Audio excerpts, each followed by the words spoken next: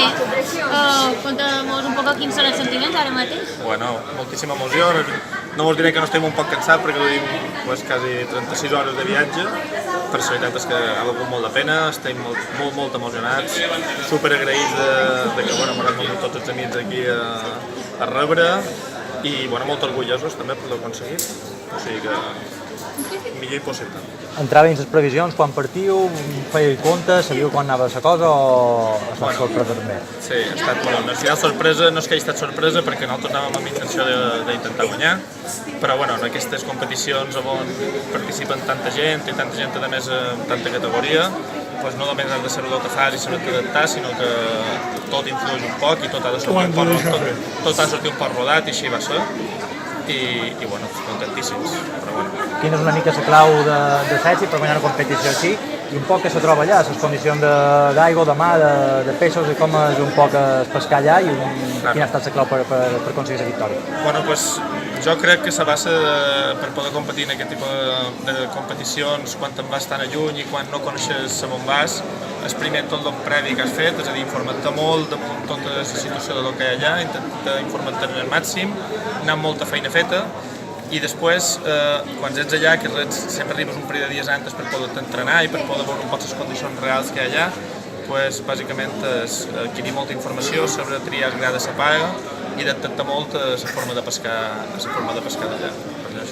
I en concret en el campionat, perquè el primer dia no fa res, el segon un poc es te marca la diferència. Sí que fa el primer dia, com una cosa que no mos puntuen, no mos descalifiquen. Arròs sense, era un atún que rondava la legalitat. De fet estava ben descodificat, jo crec, perquè potser li faltaven 2 centímetres, el tamany mínim era 75, potser en feies 93. Però tampoc no es veia massa. El segon dia que fan 2 màrlins i el tercer dia fem un frare, que diuen, amb el mallorquí. Però les condicions del tercer dia eren molt dolentes, primer el fet que venia d'un temporal. I va ser agafar molt poc peix.